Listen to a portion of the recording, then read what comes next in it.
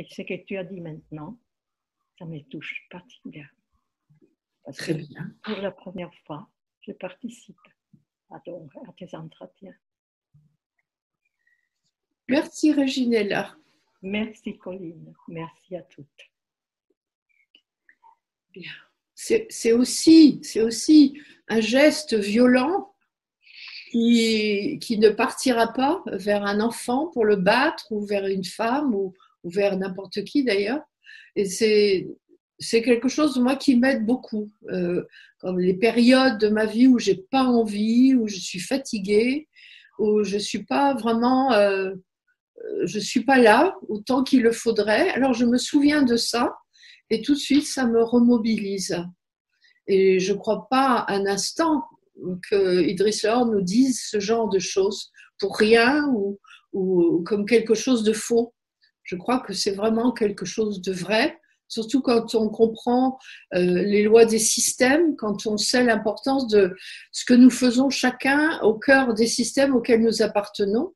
Et la Terre, l'humanité, c'est un grand système et nous sommes tous reliés les uns aux autres. Et il est certain que tout comme la religieuse dans un couvent ou le moine ou l'ermite qui est quelque part dans le désert et qui a priori ne voit personne, ne rencontre personne à part les 3 ou 4 bonnes sœurs autour et peut-être pour l'ermite un cafard qui passe de temps en temps, et pourtant leur vie entière par cet état de présence qui est cultivé à travers la prière, à travers tous ces moments de silence à table où chacun essaye d'être présent, eh bien ils consacrent leur vie aux autres, et certainement que pendant toute cette vie-là, eh bien, il sauve énormément de gens. Autrement, ça n'aurait absolument aucun sens de s'enfermer quelque part avec d'autres pendant toute une vie, de renoncer à tout ce qui nous fait tellement de plaisir et tellement de bien, s'il n'y avait pas ça derrière.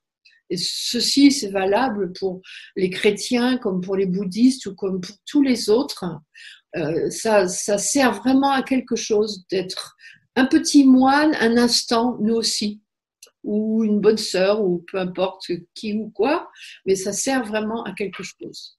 Donc c'est bien de s'en souvenir aussi de temps en temps. Et dans notre enseignement, c'est la même chose. C'est exactement la même chose. C'est pour ça que la petite seconde au début, et même les petites secondes qui sont proposées de temps en temps de retour à soi, chacun est libre de faire, de pas faire. Moi, je n'aime pas l'imposer ou comme une contrainte. Chacun est libre, on est tous adultes, mais c'est vrai que ça peut changer beaucoup de choses. Et pendant que nous parlons, enfin que je parle en l'occurrence, eh bien nous avons notre Michel qui arrive pour nous rejoindre. Bonjour Michel. Bonjour. Désolée pour le retard. Oh, mais ça fait rien, on est content de te voir. Merci. Voilà. Aujourd'hui, nous continuons avec les systèmes de défense. Je me posais une question. Figurez-vous, on a commencé déjà maintenant quelques séances autour de quelques systèmes de défense.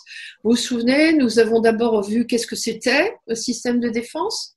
Ensuite, nous avons regardé quoi? Il y a eu la sublimation, on a regardé le refoulement. Qu'est-ce qu'on a regardé encore?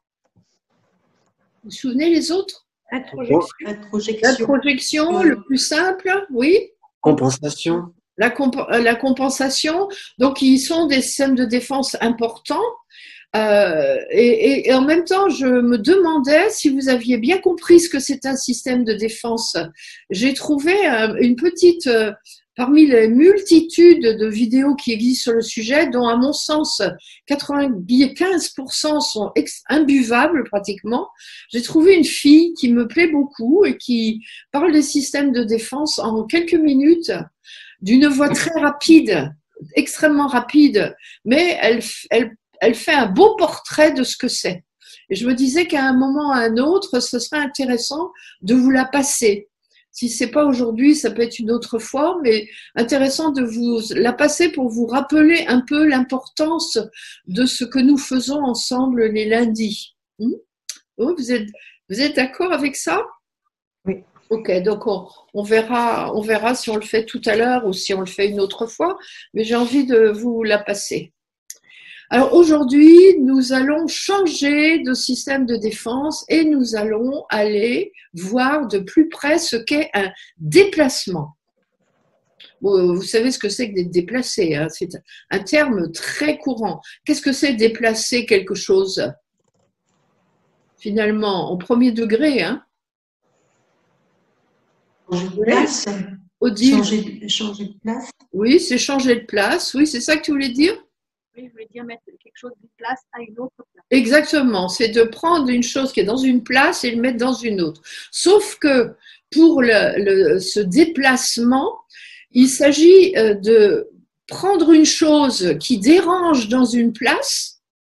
Pourquoi elle dérange? Ben parce qu'elle est trop forte, parce que elle est gênante, parce qu'elle fait souffrir, parce qu'on n'a pas envie de la voir, parce que oui, pour tout un tas de raisons.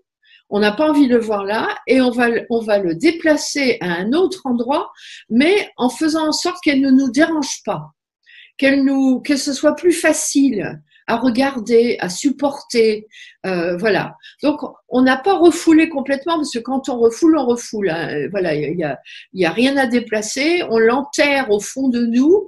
Terminé. Il y a juste des moments où, comme une bulle à la surface de l'eau, ça vient se manifester à travers un lapsus ou des choses comme ça.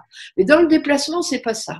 On est vraiment pris par quelque chose qui nous dérange beaucoup ou qui nous fait très souffrir et on le met ailleurs, mais pour que ça nous dérange moins. C'est ça. Si vous pouvez vous rappeler de ça, c'est vraiment, ça sera peut-être plus facile pour vous.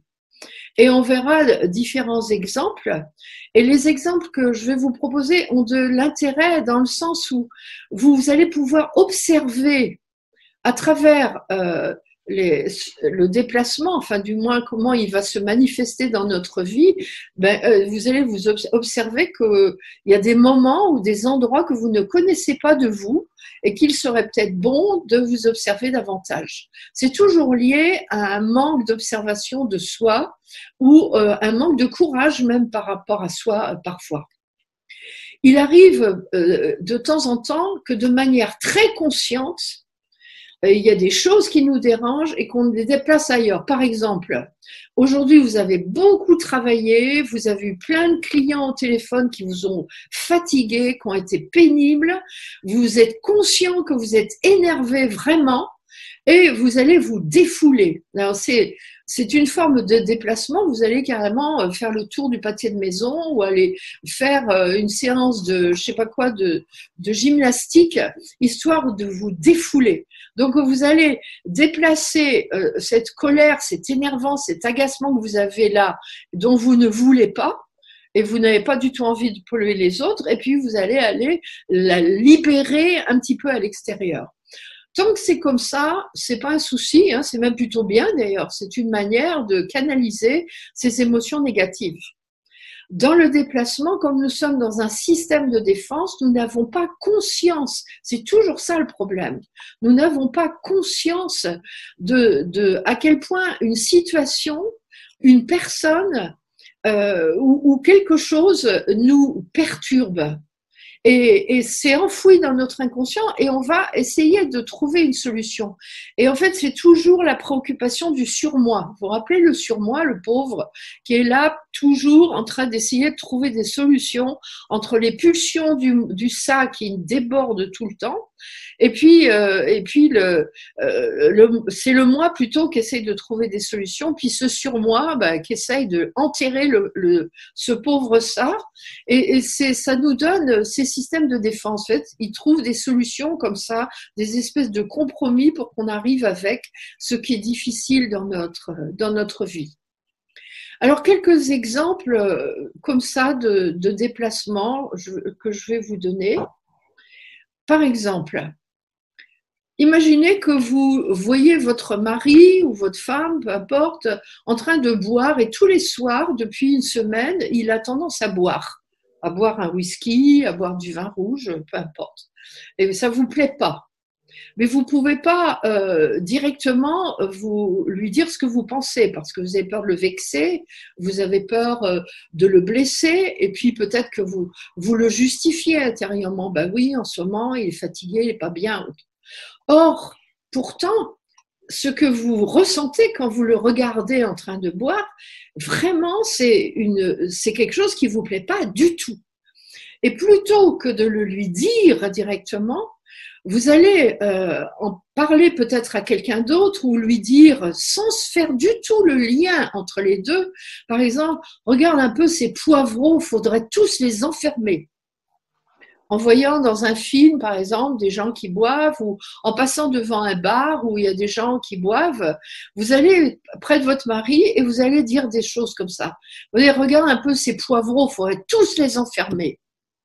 Et le problème, comme c'est un système de défense, c'est que je ne fais pas du tout le lien entre ma situation de départ, que j'ai refoulée, c'est une forme de refoulement, et puis cette façon que j'ai de le déplacer à un autre endroit, dans un autre contexte, où il y a quelque chose qui se ressemble quand même, il y a une situation un peu ressemblante, mais où là, je vais me permettre de lâcher la colère que j'ai, voire la haine parfois que je peux avoir.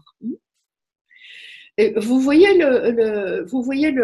c'est un exemple simple, mais qui est extrêmement courant pour chacun d'entre nous.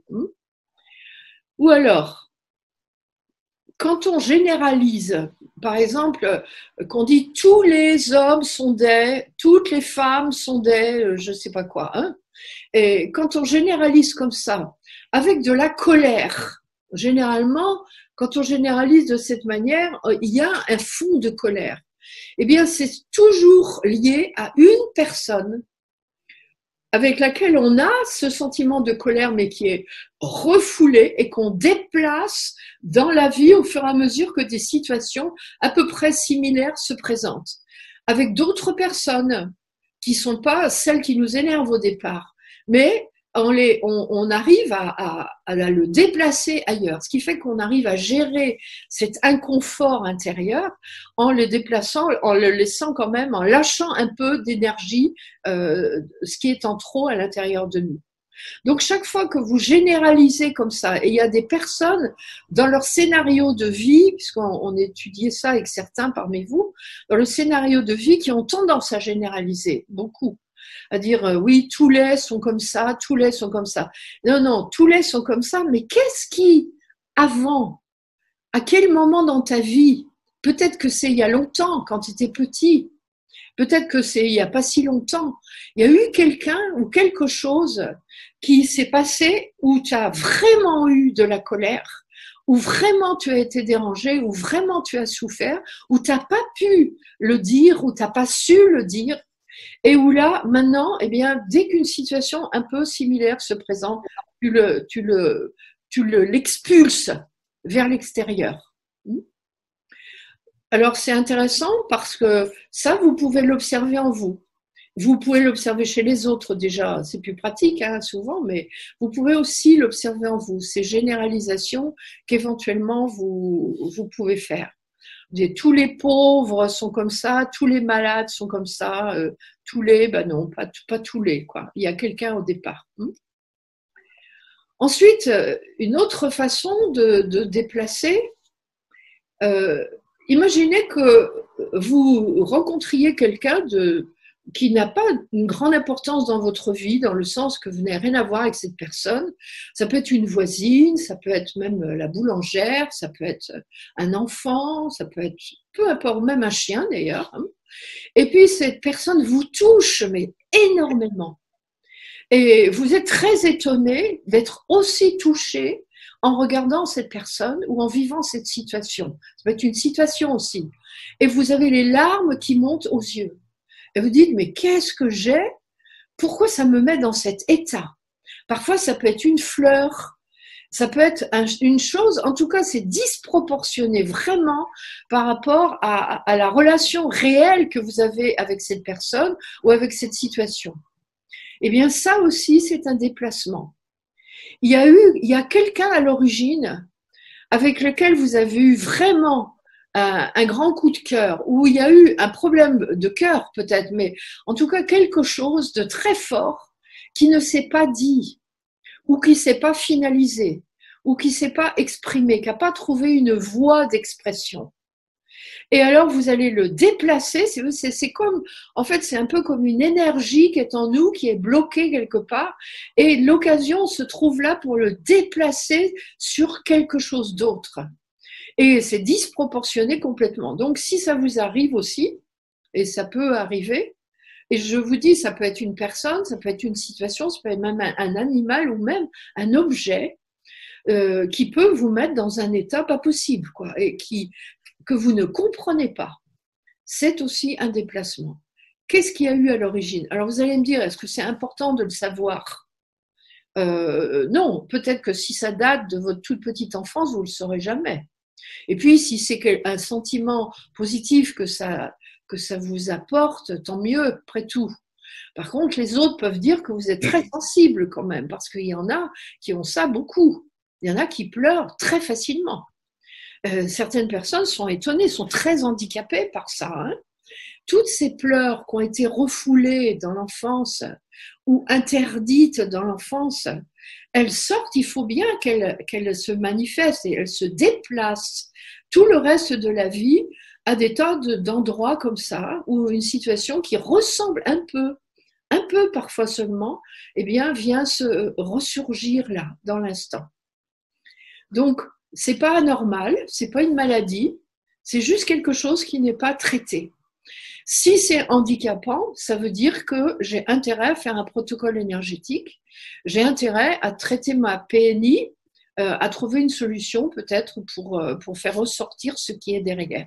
Si c'est handicapant, et quelquefois ça l'est réellement. C'est bon, vous me suivez ? Donc, une autre manière aussi de déplacer, imaginez que vous êtes en colère contre quelqu'un, très en colère contre quelqu'un. Et donc, sur le moment, vous ne pouvez pas exprimer cette colère. Eh bien, vous allez parfois la déplacer sur quelqu'un d'autre. Bon, ça, c'est quelque chose de très courant. Et c'est à la maison, en rentrant le soir, que ça va se déplacer sur quelqu'un d'autre. Donc, vous n'avez pas pu l'exprimer sur le moment à la personne et vous allez la déplacer sur une autre personne, simplement. Les phobies qu'on peut avoir dans la vie sont pratiquement toutes liées à un déplacement. Donc, il y a l'histoire qu'on connaît en psychanalyse du petit Hans qui avait une peur terrible des chevaux. Et pour lui, le cheval, c'était la représentation de son père qui le terrorisait. Et comme il ne pouvait pas, non seulement il le terrorisait, mais en plus, il avait une forme de haine contre son père, par ses comportements que son père avait vis-à-vis de lui, mais qui ne pouvait pas, en tant qu'enfant, se permettre de manifester, parce que pour un enfant, c'est interdit de haïr son parent. Eh bien, c'était déplacé sur les chevaux. Tout comme quand vous avez peur des araignées, des serpents, des souris ou de je ne sais quelle autre bestiole, eh bien, c'est un déplacement. À l'origine, il y a quelqu'un qui est concerné directement par ça ou une situation qui est concernée par ça que vous avez peut-être oublié, mais ça peut très souvent être une personne et qui va maintenant se déplacer sur aujourd'hui un objet, un animal ou quelque chose d'autre. Et si c'est perturbant, c'est quand même intéressant de le traiter. C'est ce qui se passe dans les allergies, par exemple. Quand on a une allergie, on a vu une fois un très beau traitement qui avait été fait par Idriss Lahore pour une allergie aux poils de chat. L'allergie aux poils de chat, le chat n'avait absolument rien à voir avec le problème. Le problème, il était lié à la situation qui était à l'origine de cette maladie. Une situation que la personne, elle avait refoulée, mais qu'elle avait déplacée en le transformant en peur des chats, donc soi-disant des poils de chat, mais en fait de tous les chats.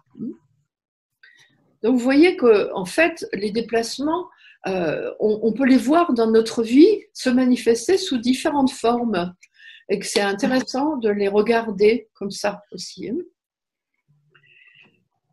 Donc ça, je vous ai dit, quand on a des sentiments très forts pour des choses ou des gens qui n'ont pas a priori une importance considérable.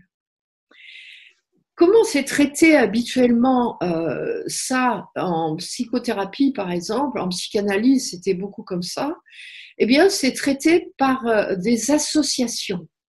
C'est-à-dire qu'on fait des associations. Par exemple, j'en ai trouvé une là d'association.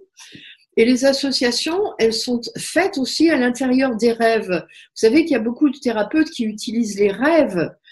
Freud utilisait les rêves, Jung utilisait des rêves, Idriss Lahore utilisait les rêves. Autrefois, quand il recevait les élèves, tout à fait il y a 30 ans, 35 ans, il recevait chaque élève 1 heure par semaine. Et il les soignait, donc il leur donnait des traitements quand ils étaient malades, et il leur demandait leurs rêves. Et il analysait le rêve. Mais en fait, le rêve, on sait que c'est un émonctoire, c'est un endroit où ce qu'on a refoulé, justement, se libère sous la forme d'images. C'est une espèce de nettoyage de l'inconscient. Et quand on analyse le rêve, en fait, il y a tout un tas d'associations qui se font. Par exemple, un rêveur rencontre le président de la République. Okay, c'est un rêve, hein, comme un autre. Hein. Et le président de la République, c'est quoi pour toi un président de la République? Ben, c'est quelqu'un de très important, un président de la République. Ok. Et donc, quelqu'un de très important, est-ce que par hasard, il y a quelqu'un de très important dans ta vie? Comme ça. Ben, non, par contre, il y a une rencontre très importante dans ma vie, que j'appréhende beaucoup dans ma vie consciente comme ça. Et donc, il y a l'importance d'une rencontre très importante qui est révélée par le rêve. Et puis, si on continue les associations, un grand personnage devient une grande personne. Et puis, une grande personne, ça ramène à l'enfance. C'est quand on est enfant qu'on parle des grandes personnes. Et ça ramène à l'autorité. Et ça ramène à la soumission. Et ça ramène finalement à la sortie à un problème de notre état d'enfant, de l'enfant en nous vis-à-vis d'une marque d'autorité dans sa vie de tous les jours. Donc, à partir d'un rêve où un président de la République a à la limite rien à faire dans notre rêve, on va arriver sur l'origine réelle de ce qui a perturbé pendant le rêve, qui est le petit enfant en nous qui est resté traumatisé ou perturbé par un grand personnage ou par une figure d'autorité auquel il a dû se soumettre. C'est pas facile à faire et on va pas s'amuser à faire ça maintenant. N'empêche que le fait d'écouter quelqu'un, d'être dans l'écoute de quelqu'un et de faire cet exercice dont peut-être vous vous souvenez que j'ai fait avec certains d'entre vous et alors, est un moyen de faire ce travail d'association comme ça. C'est ce qu'on appelle la chaîne des associations. Et la personne toute seule en fait, va remonter parfois jusqu'à l'origine de son problème. Ou quand on fait de quoi tu as peur, de quoi tu as encore plus peur, et de quoi tu as encore plus peur, et de quoi tu as encore plus peur. Et quand on laisse suffisamment de temps, moi je l'ai fait avec certains d'entre vous, on n'est jamais resté assez de temps, moi j'ai fait une matinée entière, ce travail, vous arrivez à la source vraiment de ce qui vous fait vraiment le plus peur. Et à partir de là, étrangement, on n'a plus peur. La peur disparaît instantanément. Donc, c'est ça, le déplacement, c'est ça. C'est cette espèce de chaîne d'association qui fait que dans cet endroit, dans cette situation maintenant, ce que je vis n'est pas du tout proportionné à la réalité, en fait, de ce que je suis en train de vivre. Alors, j'ai pensé, figurez-vous, aussi, en regardant ça, à ce qui se passe aujourd'hui dans la violence actuelle dans le monde. Cette destruction des voitures, des vitrines, cette destruction un peu de tout d'ailleurs, par la jeunesse, par une certaine population, un certain type de population. Et je me disais qu'eux aussi, ils déplaçaient leur violence et leur agressivité. Et non seulement la leur, mais celle de toute une population, de toute une famille, de toute une, comment dire, je pense à une population noire ou juive ou arabe ou pauvre ou romanichelle ou autre. Et c'est chargé de tout ça, en fait, que le déplacement se fait sur des objets ou sur des choses qui appartiennent au bien public. Et je me disais que, heureusement pour l'instant que le déplacement se passe comme ça, c'est-à-dire qu'il est quand même diminué par rapport à la haine et par rapport à la colère qui existe à l'intérieur. Mais on voit aussi ce que ça donne quand le processus, quand le système de défense ne fonctionne plus. Et que la haine, elle peut se manifester de manière brutale, complète, vers l'extérieur. Et ça va donner forcément des meurtres, ça va donner tout ce qu'on voit aussi qui arrive tous les jours.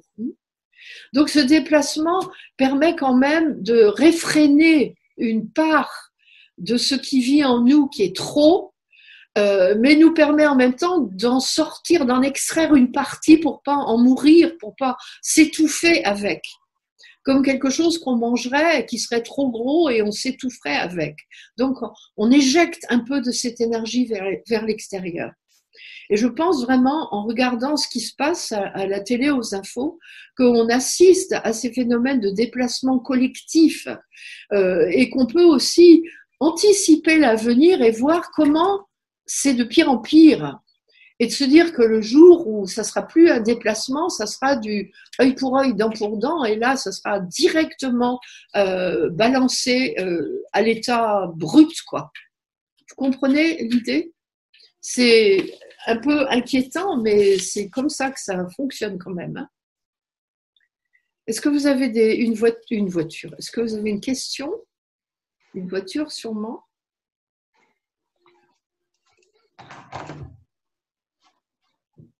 Oui, Catherine?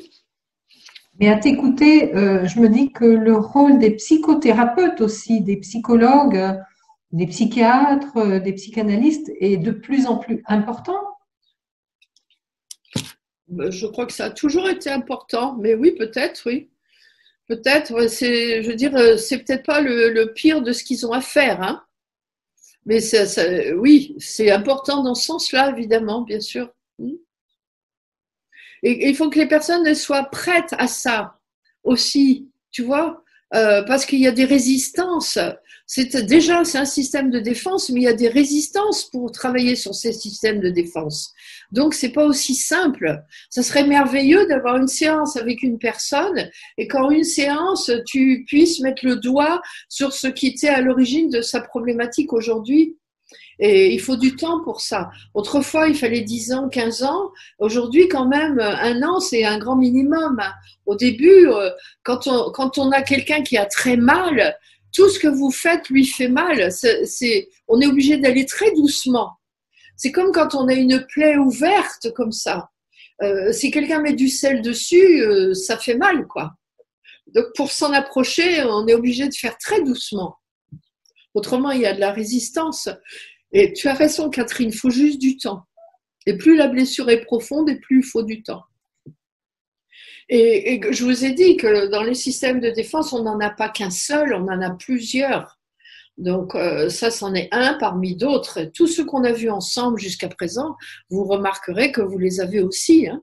Je les ai aussi, et on les a quand même tous. Certains plus que d'autres, dans des proportions différentes, mais quand même, on les a tous. Et ce qui est bien aussi, c'est de découvrir comment il se montre à nous. Puisque le système de défense, il est dans là, quelque part dans l'inconscient, normalement, on n'y a pas accès, on ne sait même pas qu'on l'a. Et leur manifestation peut être le lieu de notre observation. Et ce que je vous ai raconté, ça peut s'observer. Ce sont des petites touches. Celui qui veut vraiment s'observer, il a vraiment de quoi faire. C'est difficile d'observer tout en même temps, mais on pourrait décider une semaine d'observer une chose, une semaine d'observer une autre, ou un jour une chose, un jour une autre. Et vous verrez que si vous le faites, vous allez voir à quel point nous sommes riches aussi. comment, je ne sais pas qui nous a fabriqués, mais quelle richesse dans l'être humain de pouvoir survivre à tout ce qu'on a pu vivre jusqu'à présent. C'est une grande richesse, quand même, je trouve. On peut le voir sous cet angle-là aussi. Hein. Est-ce que ça... Oui, vas-y, Marie-Joëlle. Vouloir encourager les déplacements, je me dis que dès l'enfance, c'est important peut-être d'orienter les enfants vers des activités qui peuvent leur permettre justement de déplacer ce qui leur fait mal et de le transformer par le fait. Tout à fait. Ça, c'est la partie positive du déplacement. Comme dans tous les systèmes de défense, il y en a une. Ça, c'est vraiment une partie positive. Et en plus, celle-ci, on est conscient. Je veux dire, quand tu regardes l'enfant, tu le vois, quoi. Tu es conscient, donc tu prends cette décision parce que tu sais qu'il faut que son énergie, elle se canalise quelque part. Et le problème, c'est que souvent, on ne sait pas à quel point quelque chose nous habite. Ou alors on l'a enterré, je sais pas où, mais il y en a un petit bout qui ressort comme ça. Ce qui fait qu'on a parfois des comportements incohérents, pour nous et pour les autres. Ils disent, mais attends, t'as vu l'état dans lequel elle se met, quoi, pour un truc aussi peu important. Et oui, pour moi, vu de mon point de vue, c'est rien du tout. Mais pour l'autre, on sait rien de ce qui est à l'origine de ça. On peut juste faire le constat et c'est tout. Et ça sert à rien de dire à la personne, je trouve quand même que tu exagères. Oui, sûrement, elle exagère, mais ça lui fait une belle jambe, hein, parce qu'elle n'a pas trouvé d'autre solution pour le moment. Ce qui serait bien, c'est de faire ce que dit Marie-Joëlle, éventuellement lui proposer, écoute, si tu veux, on va faire une grande marche à pied pendant 2 heures et tu verras, ça ira beaucoup mieux. Ou alors on va faire le jardin, là, ça ira beaucoup mieux. Oui, oui. Il y a des choses qui peuvent se soigner comme ça et d'autres, il faut quand même aller le déterrer. Et quand c'est déterré, c'est fini. Le face-à-face avec ce qui est enterré, c'est toujours très guérisseur. C'est ce qu'on voit dans les constellations d'ailleurs. Hein. Derrière un problème, il y a toujours quelque chose de caché. Alors on le regarde bien dans les yeux. Et au bout d'un moment, au début, on le hait, et à la fin, si on reste un peu longtemps, on l'aime, on finit par l'aimer. C'est comme ça marche. On peut le voir hein, quand on fait ça. Oui, Patricia? Je t'entends pas, Patricia. Mets ton son.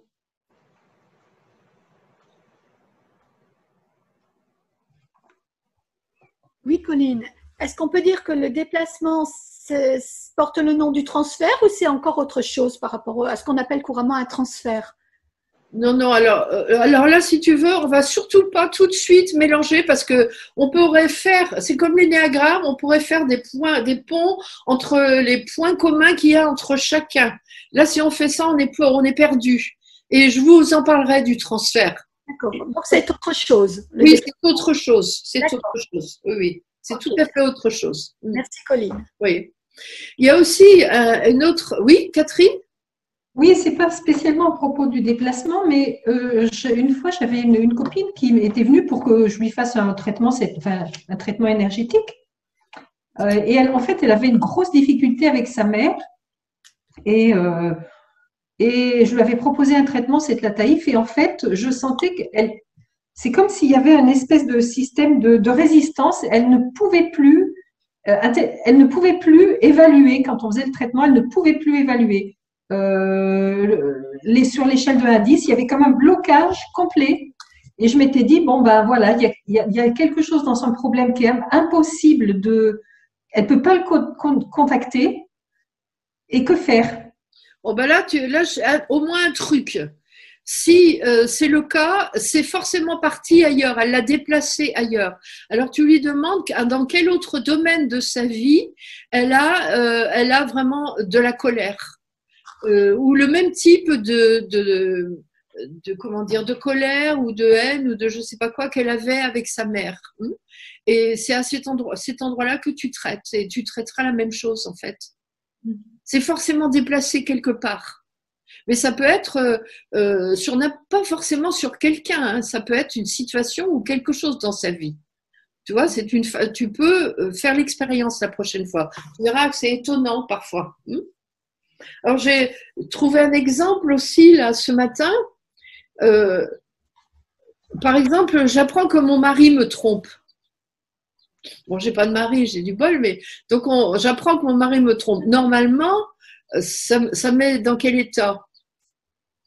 Ça fait pas plaisir, quoi, quand même, personne. Ça met en colère. Mais il y a des gens qui sont anesthésiés. Ils vous disent carrément, d'ailleurs, que, bah non, écoute, c'est bizarre, ça me fait rien. Par contre, ils ont une colère contre leur femme de ménage. Dès qu'elle déplace un objet dans la salle à manger ou qu'elle fait la moindre chose, ils ont envie de la piler. Ça, c'est un déplacement. Et parce qu'on va déplacer sur quelqu'un d'autre ce qu'on n'arrive pas à exprimer par peur de perdre l'autre ou de lui dire des choses irréversibles ou peu importe. Donc en fait, un déplacement, c'est comme un refoulement mais qui est fait à moitié. Un refoulement, c'est je refoule, terminé. Voilà, c'est refoulé, tout est refoulé. Et de temps en temps, il y a une bulle qui sort. Comme ça, un petit truc qui sort, un mal de tête, un truc. Bon. Le déplacement, c'est je refoule et j'en sors une partie ailleurs.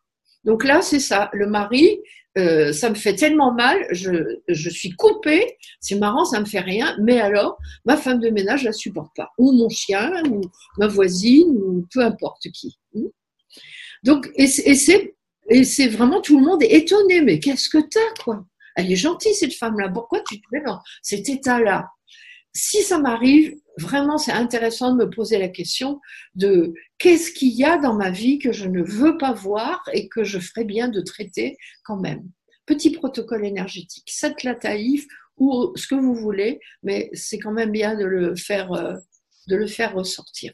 Il y en a. Oui, Catherine? Encore une question. Est-ce qu'on peut faire un déplacement, par exemple une colère qu'on ne voit pas du tout, qu'on ne peut pas assumer, et qui se déplace sur un symptôme physique? Ça serait non. Ça serait plutôt du refoulement. Le refoulement qui se transforme en symptôme physique, c'est ça. Hein. Le déplacement, ça se met à l'extérieur et ça se voit. Et c'est ou un objet, ou une situation, ou une personne, ou un animal.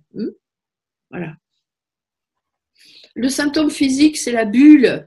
C'est la bulle qui sort de, tu vois, de la petite goutte de, comment on appelle ça? C'est les gouttes d'oxygène qu'il y a dans l'eau, qui sort de temps en temps comme ça. C'est autre chose. Et puis c'est pas. Carbonique. Oui, du gaz carbonique plutôt. C'est autre chose. C'est beaucoup plus grave, si on peut parler de gravité, le refoulement que le déplacement, même si on a vu que dans tous les systèmes de défense, et le refoulement n'y échappe pas, il y a un côté qui est positif et qui, heureusement, qu'on a refoulé certaines choses et qui n'est pas du tout utile d'aller les déterrer. Et ça ne nous embête pas à ce moment-là. Le déplacement, il nous embête parce que voilà, il nous met dans une situation très bizarre qu'on ne comprend pas, qui est incohérente pour nous et pour les autres. Oui, Anne? Tu mets le son? Le déplacement, il peut être ponctuel, c'est-à-dire que ça peut nous arriver dans une situation, mais plus jamais ultérieurement. Oui, tout à fait. Ça peut être ponctuel. Ça peut être une situation particulière. Si tu n'as pas traité le refoulement de départ, ça va se manifester à différents endroits quand même. Hein. J'ai le souvenir d'une sépulture. La mère d'un de mes beaux-frères que je connaissais très peu, enfin sa mère en l'occurrence. Et à la sépulture, je me suis mise à pleurer, mais c'était disproportionné. Parce que je la connaissais pas, et limite j'en étais même gênée, je pouvais pas me retenir, je suis même sortie de l'église. Oui. Et ça ne m'est pas arrivé depuis. D'accord, oui, alors là, ça doit être en lien avec une vieille histoire à toi qui est refoulée dans un coin et qui a trouvé à se déplacer à ce moment-là. Ok, mais ce serait du refoulement alors. Oui, ça s'est déchargé comme ça. Oui. C'est un déplacement, effectivement. Mais au début, un refoulement, et puis hop, tu as pu ouvrir une petite porte parce que l'occasion s'est présentée et ça a pu se dégager. Mais c'est sûr que ça fait bizarre. Ça fait bizarre. Ah oui, c'était bizarre. Ça fait bizarre, oui. C'est fait. Voilà. C'est bon? Est-ce que c'est clair pour tout le monde? Oui, vous avez des questions? Regarde, on a une jolie petite fille. Bonjour la jolie petite fille. C'est elle qui s'est cassé quelque chose dernièrement? Oui, c'est ça. Oui. Oui, Odile? Et comment on peut savoir l'origine? Parce que moi, j'ai vécu la même chose que Anne, une collègue de travail qui a perdu son grand-père, et je me suis mis à pleurer chaudes larmes. J'étais gênée parce que je ne le connaissais plus du tout. Et comment on peut savoir justement qu'est-ce qu'on a refoulé? Comment savoir? Bon, est-ce qu'il est utile de le savoir? Ce qu'il est utile, c'est de savoir que quelque chose se libère en toi qui était là refoulé. Et que sûrement, ça fait jamais du bien, tu sais, de refouler des choses, surtout quand ce sont des émotions fortes. Tu peux dire merci à l'occasion qui s'est présentée. Par contre, si ça doit se reproduire, il faut que tu fasses un protocole pour voir si ça émerge. Et probablement, moi, ce que je pense, c'est que si c'est le cas, et ça a dû être le cas pour Anne, ou si c'est le cas pour quelqu'un, ça se libère dans le rêve suivant, dans les nuits qui suivent. Ça pourrait être intéressant d'observer justement ça. Dans les nuits qui suivent, très sûrement, il y a eu quelque chose qui s'est libéré, qui s'est nettoyé comme ça. Grâce à une situation, hop, qui a été juste là au bon moment. On est super bien fait, tu sais. Mine de rien, on est super bien fait. Tout ce que je vous raconte, ça pourrait paraître triste, mais moi je trouve que c'est vraiment, vraiment super que nous ayons tout ça en nous. Voilà, une autre question? Oui, Anne? Oui, tu disais tout à l'heure, tu donnais l'exemple des destructions, là, d'un déplacement sur des dégradations de biens publics. Oui. Et si justement la tendance actuelle, c'est plutôt de la répression, etc. Donc ça veut dire que ça va aggraver en fait la situation. Fait. Exactement. Et ce que disait Idriss Lor, j'y ai pensé hier soir, Idriss Lor disait que c'était ce qui arrivait de pire. Et à l'époque des Gilets jaunes, il disait que quand on ne voulait pas entendre ce cri qui remontait du peuple, là, de la foule, eh bien ça allait de pire en pire. Et c'est vrai. À un moment donné, la pression monte et elle va se déplacer et ça fait toujours très très mal. Donc quand on brime trop ça en nous, à un moment donné, c'est obligé qu'il y ait une explosion qui va se déplacer. Et tant que c'est un déplacement à peu près contenu, ça va. Mais quand c'est plus contenu, là, voilà. C'est ce qui s'est passé entre les Tutsis et je sais plus, dans des tas de peuples où ils se sont entretués. Il n'y a plus rien qui vient empêcher ce œil pour œil, dent pour dent, et ça va très très loin. Donc le déplacement, c'est encore ce qui peut arriver de moins pire. Mais faisons toujours attention à pas trop oppresser quand quelque chose monte, et c'est en train d'arriver quand même, hein. Dans certains endroits, c'est quand même très à craindre. Et observez bien au niveau social, aujourd'hui, comment ça se manifeste le déplacement. Regardez-le bien avec cet œil-là. Il y a vraiment des pulsions que les gens ont qui sont normales, de vouloir sortir, se rencontrer, se voir, s'embrasser. Et puis, il y a beaucoup, beaucoup, beaucoup de pression, d'empêchement partout. Donc, les déplacements ont lieu. Donc, tout le monde grossit allègrement chez soi. Il y a des tas de choses qui se passent. Il y a de la violence dans les familles, auprès des enfants, avec les femmes. On assiste à ça. Et à un moment donné, jusqu'où ça va aller, quoi. Donc moi j'ai peur quand je vois arriver les prochains confinements, les obligations, les passeports qui empêcheront d'aller à droite, à gauche. Ça, je veux dire, je sais pas ce qui va se passer. Donc on peut le regarder aussi avec cet œil-là de loin, les mouvements de population, parce que ça n'existe pas seulement chez une personne, ça existe au niveau d'un groupe de personnes de la même manière. À trouver le juste équilibre pour contrôler, mais sans comprimer. Oui, Anne? Mais là, il y a une autre dimension aussi, c'est aussi, ce serait un déplacement, mais d'un système groupe. Enfin, oui, d'un système groupe. Oui, bien sûr. C'est le groupe, c'est un système groupe. Oui, c'est pas une somme d'individualités qui ont certains griefs, ou est-ce que c'est c'est la manifestation d'un système, comme tu disais tout à l'heure, d'un peuple qui… Dès que tu as plusieurs personnes ensemble, c'est un système, que ce soit un peuple ou peu importe. Les jeunes aujourd'hui, là, ils en ont vraiment ras-le-bol. Certains, on voit bien ça. Après, c'est pas une âme groupe. L'âme groupe, ça appartient aux animaux. Les êtres humains n'ont pas d'âme groupe. Hein. Ils sont des individus regroupés ensemble. Ils forment un système ensemble, quelle que soit leur couleur ou autre chose. Et dès que tu brimes des individus et qui sont nombreux, plus le contenu de ce qui est brimé prend de la force et plus on peut craindre quand il y a un déplacement que celui-là il soit pas du tout contenable d'ailleurs. Mais ce que je voulais dire, c'est que on peut être amené, deux personnes peuvent être amenées à manifester pour des raisons opposées, mais se regrouper et faire un… Oui, bien sûr. C'est ça, c'est ça. Oui, tout à fait. Quelle que soit la raison, c'est oppression. Donc, voilà. Si ça va être refoulé un certain temps, parce que c'est ce qui est le but, c'est que les gens le refoulent, et puis à un moment donné, c'est pas possible, quoi. Donc ça explose. Voilà ce que je voulais partager avec vous, mes amis. Est-ce que vous voulez que je vous montre mon petit chien? Oui, je vais vous montrer mon petit chien.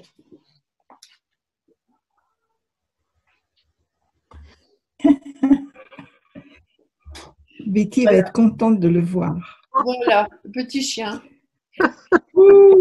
2 mois et demi. Oh, oui. Il dit bonjour, il est mignon. C'est un ange. C'est un ange. Voilà, la famille s'est agrandie. Il va rester petit ou il va grossir? Non, il va pas beaucoup grossir. Hein. C'est un shih tzu. Il va doubler. Il va avoir 5 kilos. Là, il fait 2,5 kilos. Hein. Il est très beau. Oui, il est mignon. Voilà. Tu lui as donné un nom?